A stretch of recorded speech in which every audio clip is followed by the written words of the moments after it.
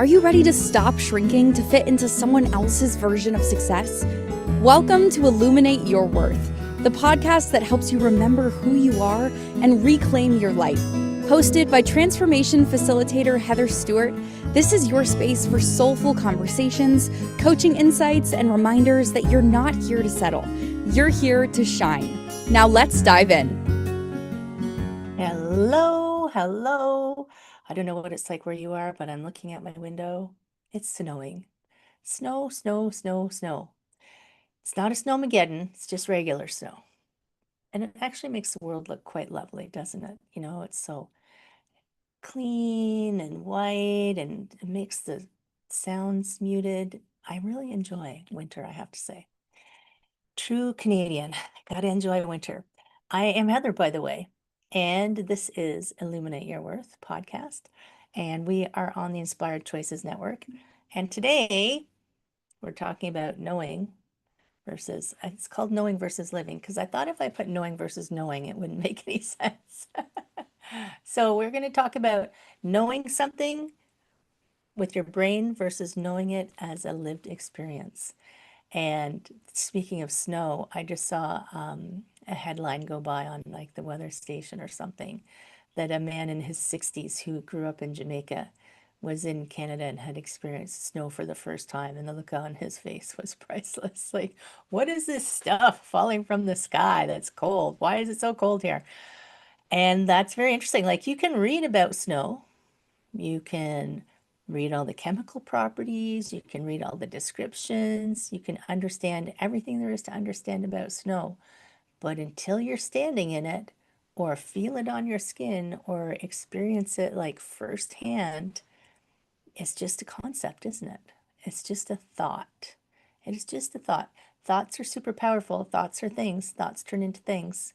I'm not saying you should stop thinking, but living your life is the best way to get the most out of your life. And if you are an overthinker, perhaps this episode was designed for you, right? All of us, and I'm guilty of this 100%. I will put my hand up to this. I have sat and thought and thought and thought and thought about things and never done them. And I did that for a lot of the beginning of my adult life. When I was a kid, I think I just went and did things. I'll have to think about that. But when I became into the official adulthood, I don't know when people officially enter adulthood anymore, emerging adults and all that stuff. But when I became the official, like I left home at 18 adult, was I 18? I think I was 18. And didn't ever move home again, really. I went off to university, and you can understand intellectually a lot of things. I understood what it was to leave home. I understood, that I'm going to go live somewhere else. I'm going to do this, and it all sounds very exciting. And then when you get thrown into it, you're like, oh, Jesus. This isn't what I was expecting, or this is way better than I was expecting, or this is way worse than I was expecting. And all of that is good. Oh my gosh, so good, because you come back with this lived experience of it that will color your life going forward. And oh my goodness, there's so many layers into this that are just cramming into my brain right now, my friend, that I'm going to take a moment to try and pick them apart.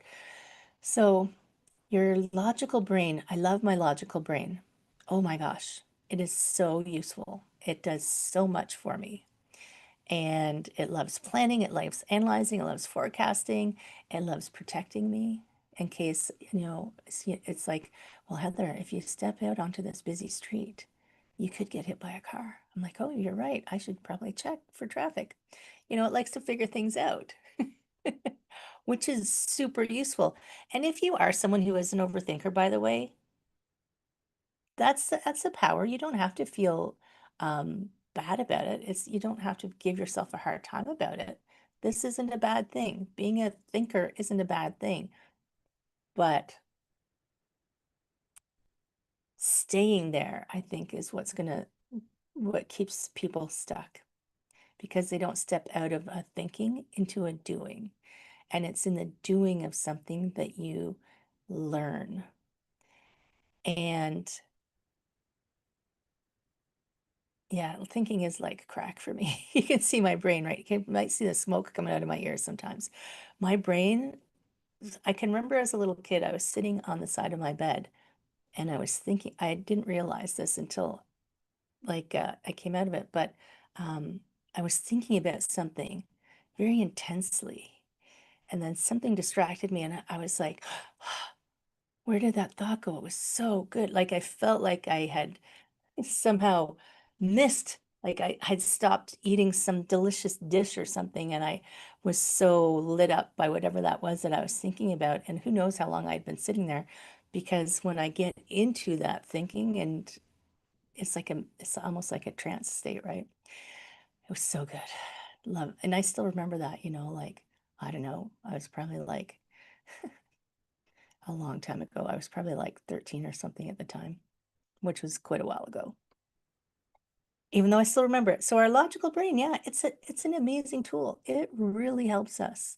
But sometimes it's trying to protect us to the point where it doesn't let us go out and do the actual experiment to see what happens. And there's an episode coming up at the end of the month with a medicine woman that I know, Carrie Hummingbird. And she said something so interesting that kind of blew my mind. And I think part of what keeps us in our thinking mode is this fear of doing something wrong. And she was so right. Like when she said it, I'm like, oh my gosh, you're right. She said that uh, in North America, well, in the Western culture, mistakes and errors, because we're very much in a so we expect punishment. Like think about, you know, even Santa Claus. If you're bad, you don't get any toys. If you're a bad human, you go to hell. Like we have a very punish-oriented culture. If you do something wrong, you're going to be punished. And um, so we have this kind of built in our subconscious, and it hadn't occurred to me before. And it's relevant to the trauma versus traumatized episode I did a while ago. It's like we, because we fear punishment, we don't want to make a mistake, even though we know making mistakes is part of growing up, it's part of learning, it's part of experiencing, it's part of figuring things out. But we have this kind of subconscious fear of being punished. So we don't step out of the thinking into the doing. And then we don't get our experience, and then we don't get to learn, and we don't get to change to something, oh, that didn't work. Okay, well, I'll adjust this and see if that works. And then I'll adjust this and see if that works. And eventually you build up this huge library of experiences. Some worked, some didn't work, some kind of worked, but they were all fascinating. And that is what feeds a really rich life, right? So it's so interesting that I was just saying to Dana, my angel in the background today is Dana, before we came on, that I just came back from a 10-day silent retreat where you enter into silence on Wednesday evening when you arrive, and you promise to stay in, they call it noble silence. You're staying in noble silence from Wednesday evening until Saturday afternoon the following week. So I think it's like 9.5 days or something. And the program is set up so that you, believe it or not, for people who know me, the gong goes off at 4 a.m. to wake you up. What? Who made this schedule? Why are you doing this to me? Did I sign up for this? I did sign up for this because I wanted the experience, because I wanted to see what would happen. So I didn't get up until 4:15 because I just couldn't. I lay there going, it's dark outside. You want me to do what? And meditation would start at 4:30 in the morning. And I mean, there were various breaks and meals and obviously things through the day. And we were in bed by 9 o'clock. Thank goodness. We were in bed by 9 o'clock. I was usually in bed by 9:05. But we were meditating like 9 to 10, 11 hours a day. And you spend a lot of time quiet, not talking to anyone, not interacting, not even really eye contact because you're trying to stay internal. And the teachings of the program that I was in come from direct from the Buddha, and it's without the isms. It's without the isms. So there's no rites, there's no rituals, there's zero religion. There's zero religion. When the Buddha first started teaching, and for a long time, there was zero religion involved in the practices that the Buddha was teaching, by the way, for people who don't know the history. I feel like he sat under, he used his thinking mind, but he also, while he was sitting there, was gaining the experience.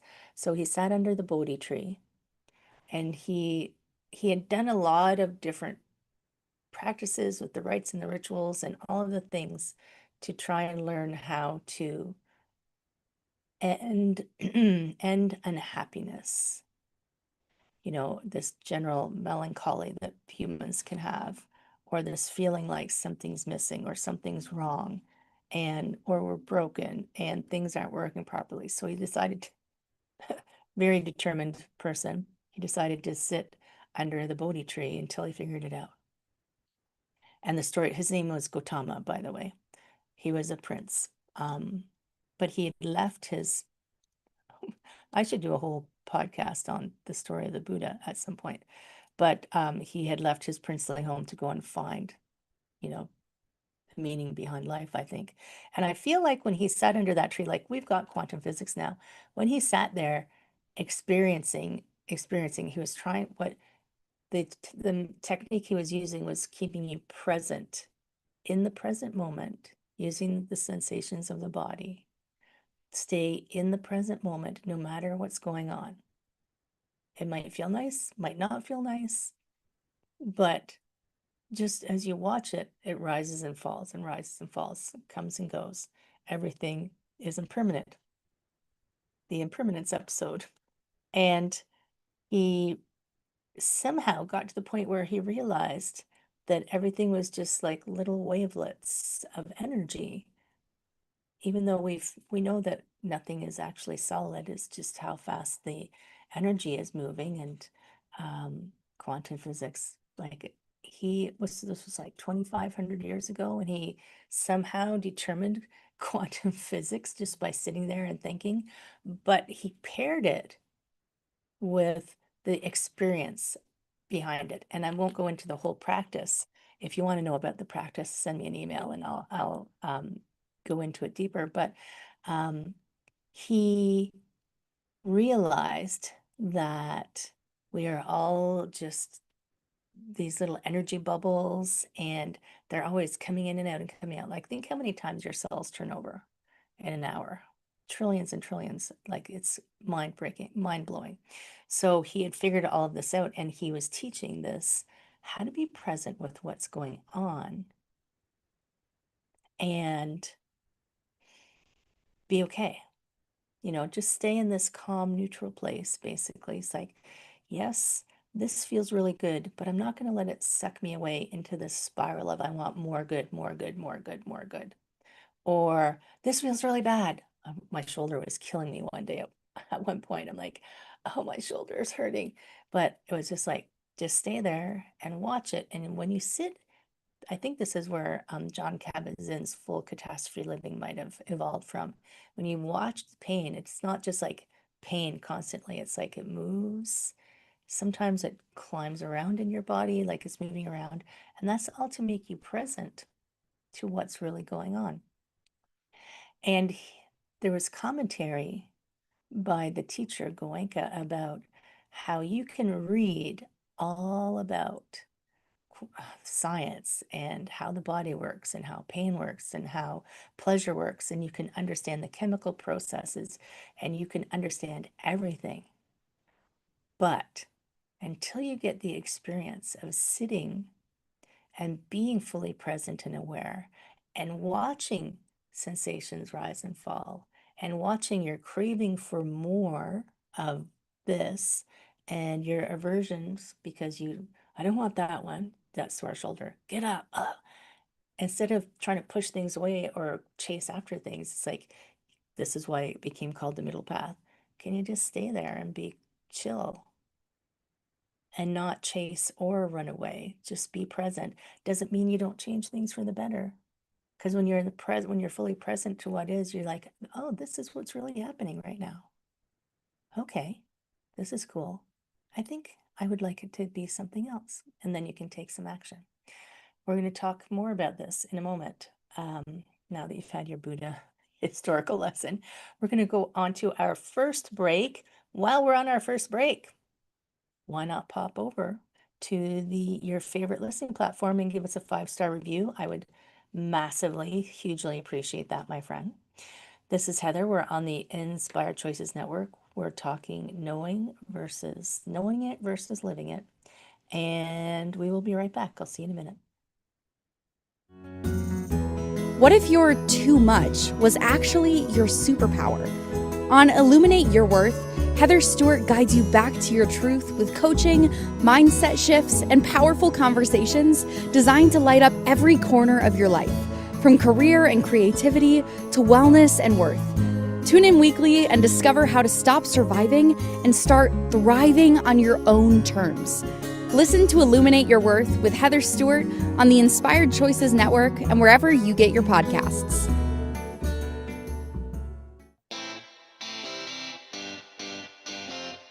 Are you a subject matter expert? Are you here to share your expertise with an audience waiting to hear from you in only the way you can deliver? Are you ready to have your voice amplified across the airwaves? Inspired Choices Network has a global radio platform streaming to millions of people across the world. Professionally produced and supported by an accomplished team every step of the way, you can broadcast from anywhere in the world, knowing your voice matters, and we ensure it is delivered with ease and efficiency. Eager to hear your message, the world awaits. Contact us today to become an Inspired Choices Network radio host. Email become a host at inspiredchoicesnetwork.com. You're listening to Illuminate Your Worth with Heather Stewart. Want to connect live during the show? Join the studio audience in the chat room at inspiredchoicesnetwork.com. You can also send questions or coaching requests to info@heatherstewart.coach. Let's get back to today's episode and your path to a thriving life. Thrive, thrive, thrive. By the way, friends, look, my book is out. Illuminate. People have been saying, Heather, I can't see the title. Illuminate Your Worth, obviously, because that's what I am all about. Stop pretending you're okay. Start living like you mean it. And I want to invite you to the launch party. It's going to be on Zoom, January the 29th, which is a Thursday, at 1 p.m. Eastern Time. And if you want to, because people have been saying, Heather, where do I find the book? Heather, how do I make sure that I don't miss the launch party? Go to my website, heatherstewart.coach. The first thing that's going to pop up is the book launch, and you can just sign up to get a reminder to come to the party. Come to the party, and on that day, there'll be a super special price for the ebook. $3. $3 to change your life, my friend. Welcome back. Because you can have all the books in the world, but you got to start living it, right? So this is what we're talking about. We're talking about the logical brain thinking about things versus the lived wisdom of what your body has felt, your heart, your spirit, because you've been through things. And this is my conditioning. When I said I've been through something, it sounds like you've had to endure something. Oh my God, it was so hard. It was so terrible. But no, not everything in life has to be that. The good things, the bad things, all the alls, right? Yay. Let's live our life. So when you so think about like not giving yourself a hard time at all. Some of my favorite people in the world are overthinkers. But as you're listening, like during this episode, you can think about, where are you not taking an action? Where are you watching from the side, life from the sidelines, instead of stepping onto the field and having some fun? Even when things go wrong, as we would define them, that's still part of the fun, right? So we have all these social media stuff where we watch other people doing stuff constantly. I mean, if you watch me in the evening, I will spend like 15, 20 minutes scrolling through. And of course, the algorithm knows me really well. It scrolls cat videos, gorillas doing silly things, and I'm killing myself laughing with tears streaming down my face because I can imagine what that's like, whatever's going on, but I haven't lived it. So are you spending all your time cheering other people's lives on social media instead of living your own? And there's no shoulding. We're not going to should all over ourselves, but we're going to think about where we would like to live more. So what is it to be on the sidelines of life, right? Let's think about that. So are you and this doesn't have to be all decisions, but are there things in your life where you have to overthink every single move? You have to have everything figured out and laid out and 100%, figured out before you do anything. And that's an interesting tactic, to have everything figured out, because it's also an impossibility. You can never, ever know 100% the way things are going to play out. You can plan for a few things here and there, like I check the weather. It's going to rain. I'll bring my umbrella. But I can't plan for, it's actually going to rain enough that there's a flood today. Okay.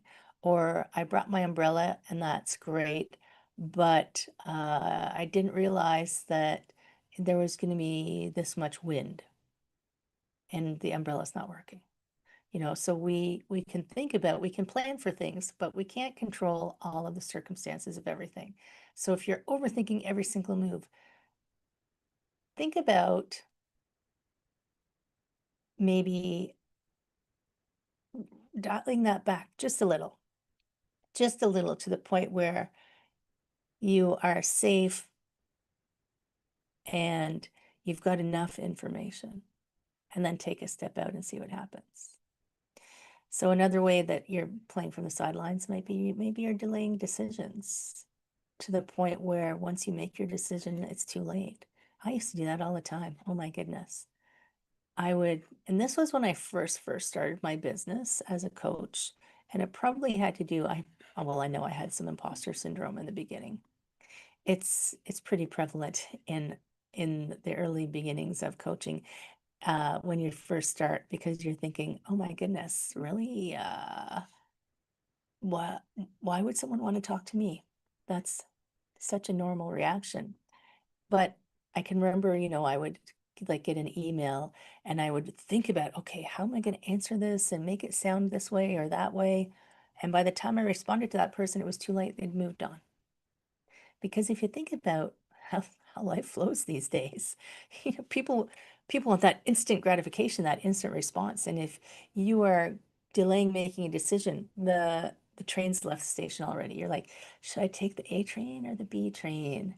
And they both left and you're still on the platform, right? So another way this can show up is lots of research. Listen to podcasts. Don't stop listening to podcasts, by the way. Taking course after course after course after course to make sure you're fully ready before you do something. So imagine if people overthought having babies. A lot of us might never have been born. Because what parent feels ready to have children? There's no courses. Well, there are courses to take. But until you have a child, you can take all the courses in the world.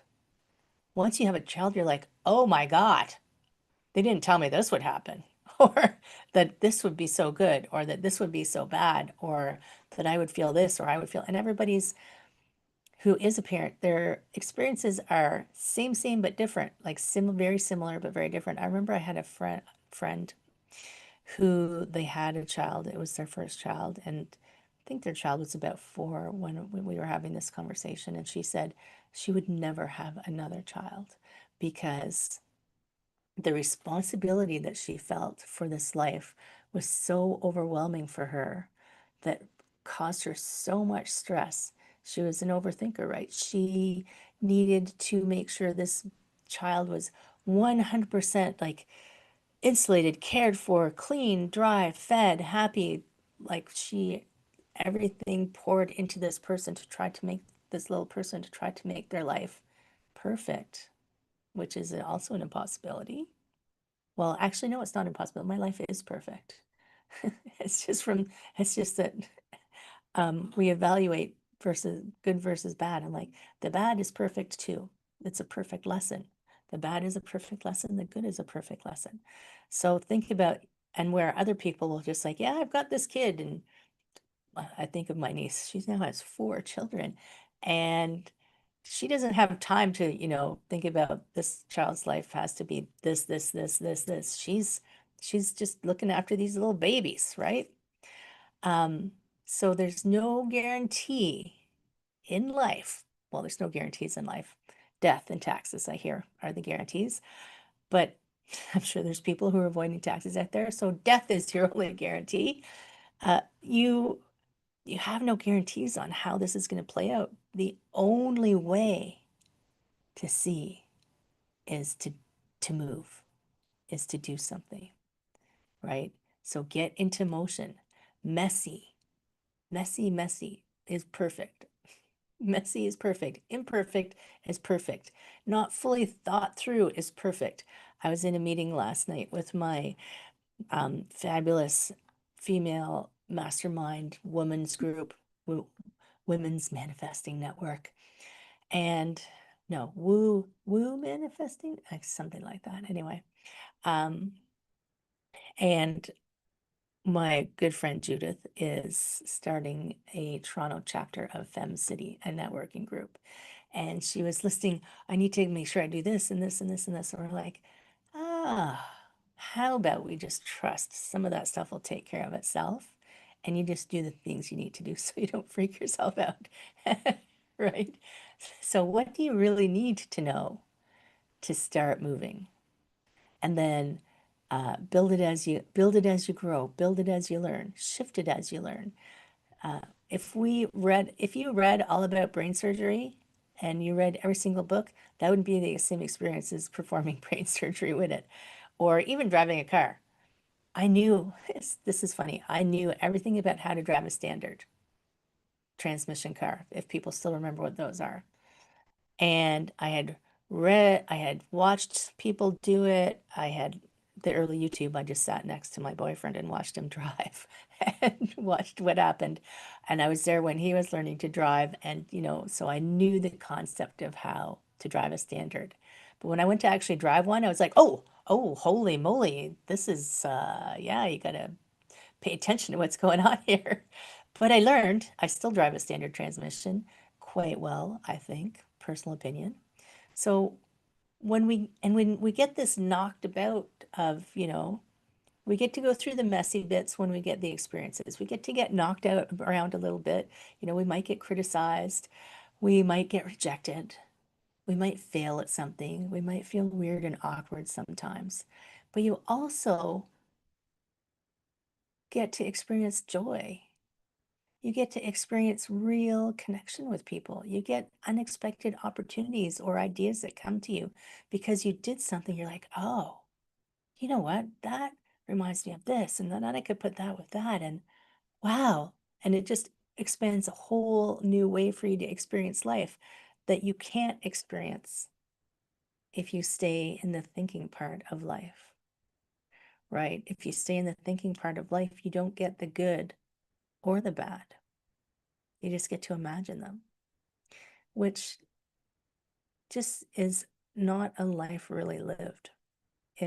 This is how I feel. Is the bad parts, the things we call bad parts. And if you've listened to me, that I don't think any of them are bad. They're just lessons. The stroke, the breaking my wrists, the things that happen. They're just interesting and they add to the richness of your life. And when you come out the other side, you got a good story to tell. So we're going to go on to our next break. Not to worry, I still have more thoughts on this. I have still more things to share.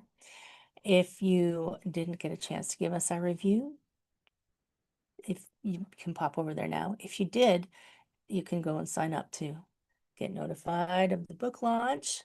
And I am Heather. This is Illuminate Your Worth on the Inspired Choices Network. We will be right back. What if your too much was actually your superpower? On Illuminate Your Worth, Heather Stewart guides you back to your truth with coaching, mindset shifts, and powerful conversations designed to light up every corner of your life, from career and creativity to wellness and worth. Tune in weekly and discover how to stop surviving and start thriving on your own terms. Listen to Illuminate Your Worth with Heather Stewart on the Inspired Choices Network and wherever you get your podcasts.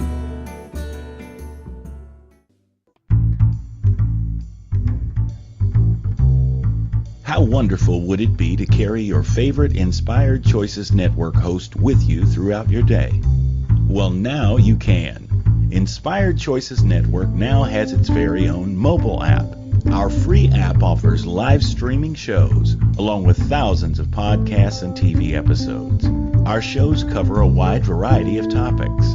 Whether you're waking up with us, carrying us through the day, and taking us to bed with you, we're always here for you to enjoy. We're easy to find. Just search for Inspired Choices Network in the Apple App Store or Google Play Store. You're listening to Illuminate Your Worth with Heather Stewart. Want to connect live during the show? Join the studio audience in the chat room at inspiredchoicesnetwork.com. You can also send questions or coaching requests to info@heatherstewart.coach. Let's get back to today's episode and your path to a thriving life. You really should pop over here and to the chat room at some point and say hi to Dana and say hi to me in the chat room. We love having visitors. So, yes, our thinking brains. We love thinking. I don't know, it's part of the way we're built, isn't it? And the logical brain is important, right? It is important. But it wants certainty, control, and predictability. It's really good at checklists, which are very helpful, by the way.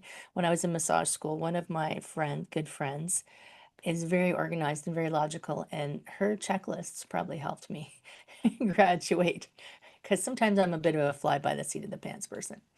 It likes the step by steps, it likes the pros and cons, it likes the 5-year plans, and it really thinks it's keeping you safe by having everything figured out. Everything that you do, all of your habits, everything you do, whether you would identify them as positive or negative, they're all designed because you have developed in a way that that's what you think is safe and or happy or helpful for you.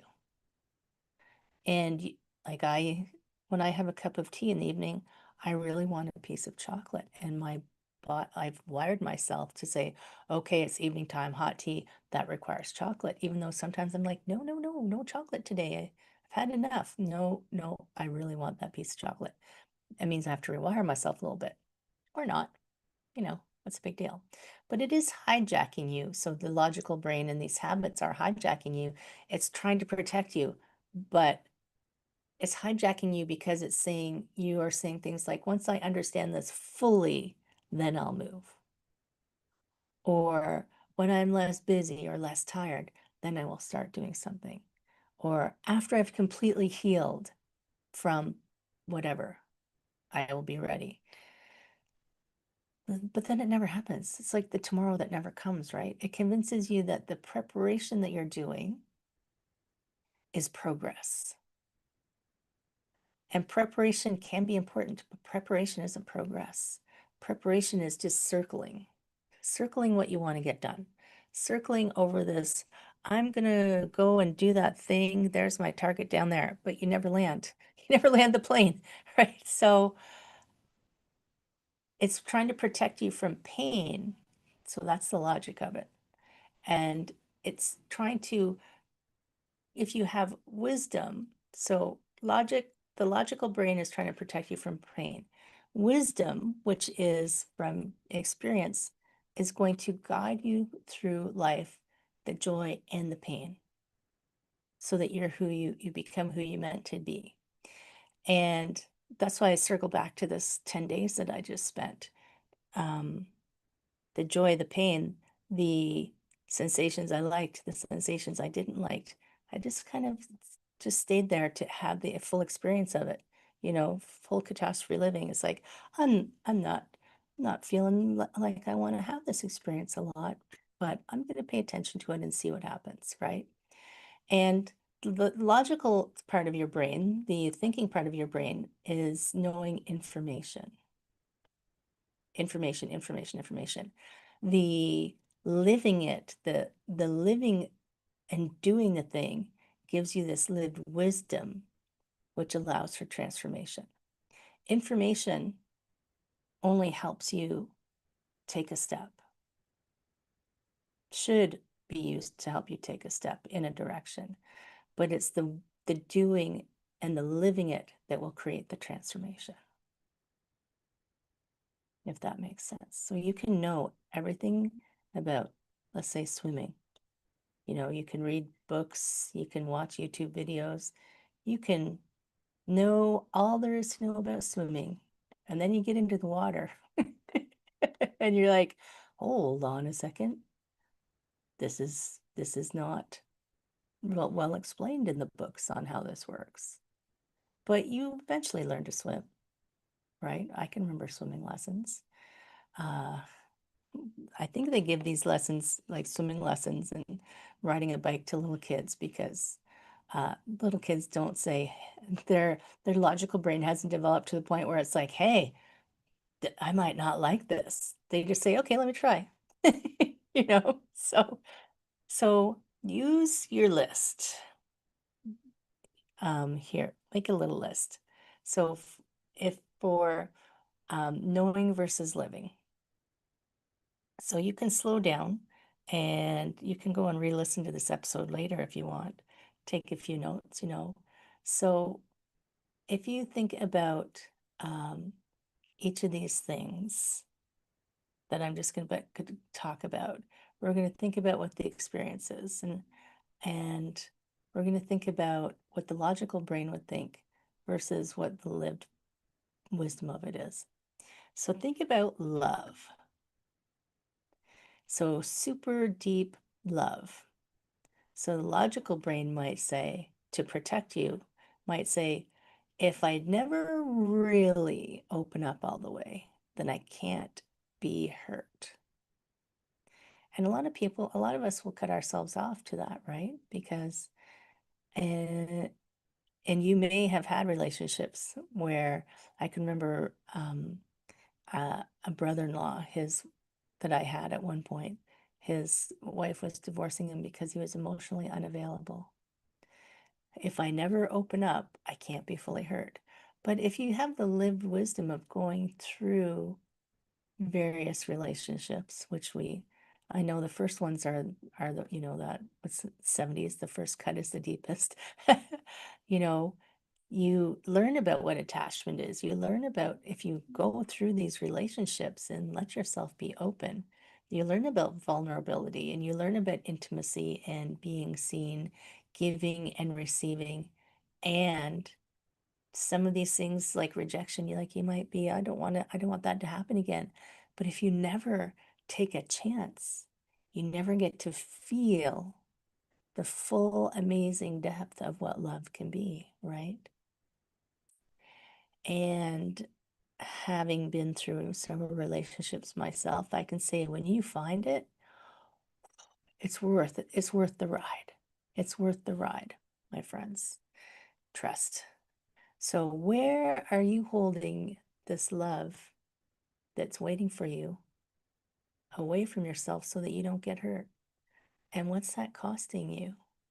You know, and I know I say all the time, you know, you need to love yourself deeply, but connection and intimacy is a part of being human. And it's amazing when it's fully blossomed. So, and the everything that you do in your life has a cost or a benefit, and a perceived benefit, because that's why you do it. So what is your perceived benefit from keeping people at arm's length is won't get hurt. What's the actual benefit?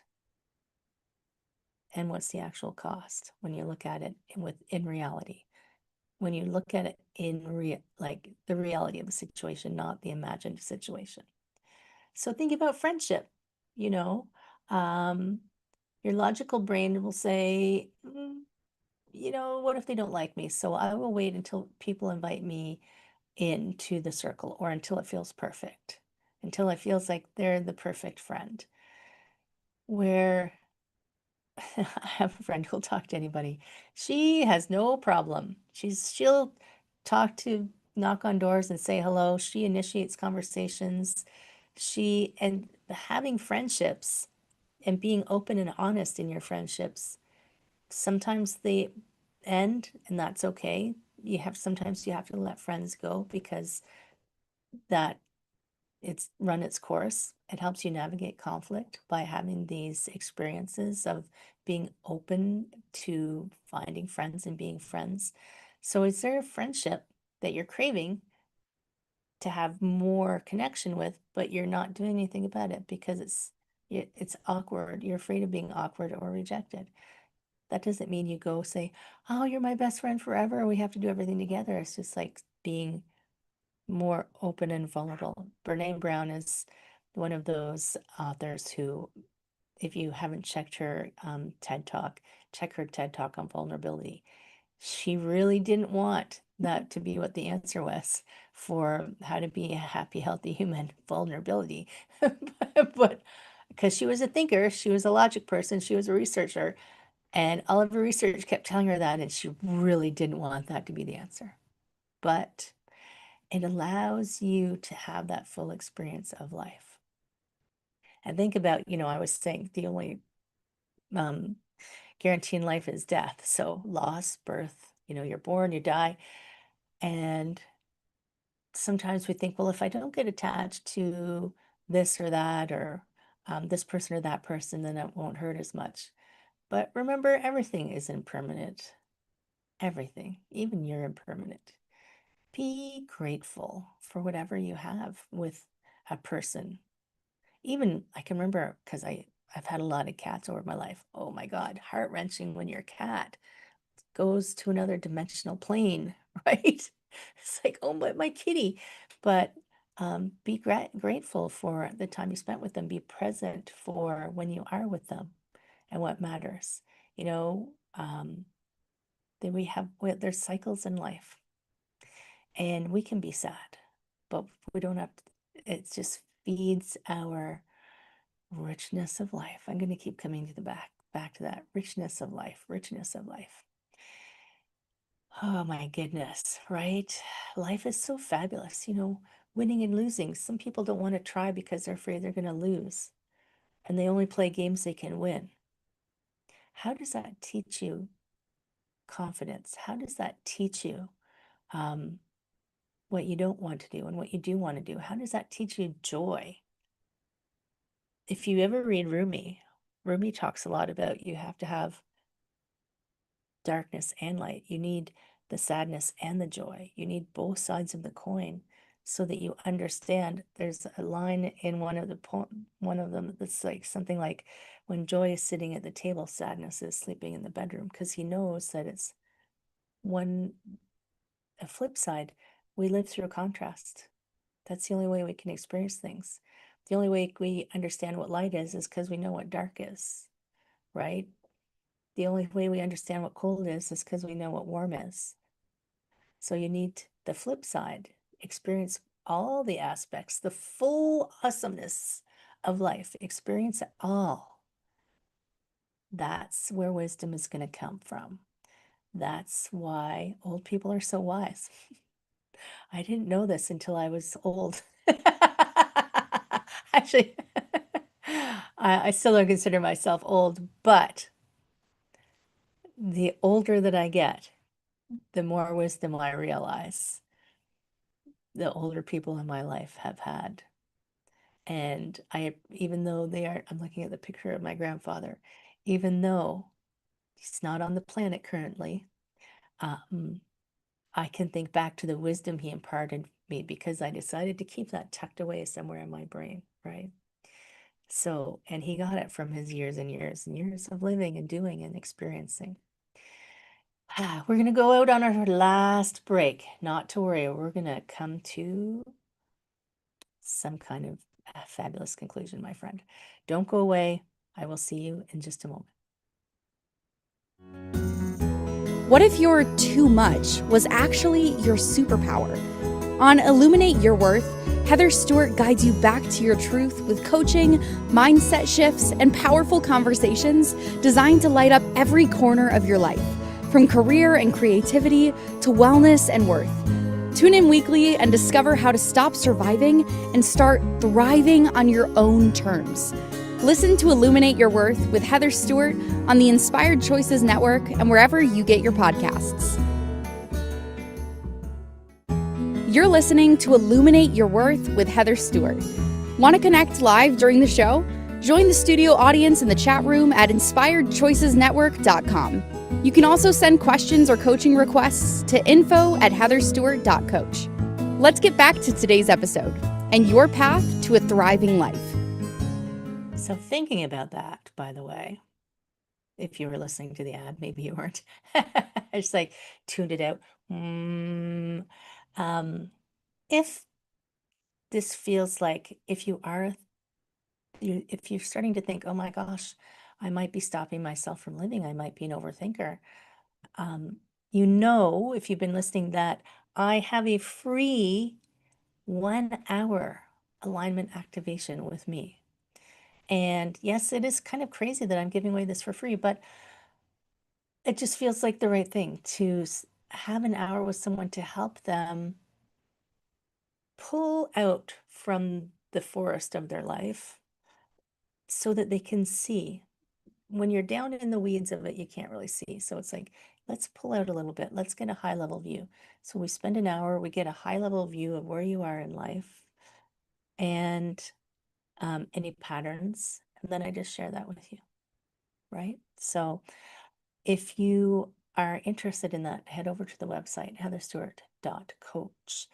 And I believe you go to it's in a whole bunch of places on the website, but the fastest way is to click in the upper right where it says talk with me. I think it says talk with me. click the one where you get to talk with me and book an alignment activation. I mean, it doesn't cost you anything and you might get some amazing wisdom. So we're thinking is important. 100% important. We're talking about knowing something versus living it, and thinking is important, but we want to move into living. So we're going to do some practical steps here. So notice where you sit on the sidelines. So maybe if you hear yourself, I just need to be more ready. Or once I figure out my life purpose, then I will know what to do, right? Or when things calm down, then I will do. And you need to make sure you catch yourself in those sentences and those thoughts so that you stop delaying your life. And I can remember this was a few years ago. I was taking a online course with this woman, and I mean, I'm a course junkie. I'm a total course junkie. So I'll never stop taking courses, but I like to take action as well. And this woman, there was this quote on her in the course material. It was like, if you're not embarrassed by your first attempts, then you waited too long to start. You might have heard me say that before. It's such a good quote. It's like something that should be hanging on your wall or somewhere. Because if I think now, I was just talking to Dana before the show started. This podcast, I've been podcasting for almost 6 years now. If I go back and watch those first ones, oh my gosh, they're crazy. But that if I hadn't done it and practiced it, I knew everything about podcasting. But if I didn't practice and experience what it was to speak, then I wouldn't be where I am today. And I've still got more to go on. So if you catch yourself with these sideline sentences that you're saying to yourself, what would it look like if you stepped onto the field? So if you're planning maybe a business idea or you have this great idea, tell one person, just one person. It's not too scary. If you want to connect more with someone, just send them a text and ask somebody, say, hey, do you want to go get a coffee? Doesn't have to be epic or anything. If you feel like you want to be more creative or you want to explore this thing that you like doing, schedule your calendar 30 minutes sometime this week. And if you had fun, schedule another one, right? And then after you take that step of whatever it is that you get off this sideline and just maybe step 1 foot onto the field, after you experience it, just think, what did you learn about yourself? Was there something that surprised you? Did something feel alive? Did you feel anything? You don't want to be you don't want to be in this place where there's nothing bad or nothing good happening. When you're on the sidelines, it's not bad or good. You're just coasting, waiting for life to start. Don't wait for your life to start. Okay, listen, but you're not behind.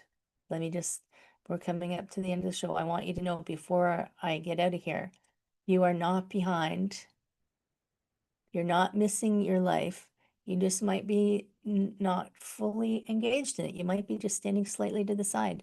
And your life doesn't get bigger because you think harder. Your life gets bigger because you start to participate in your life, right?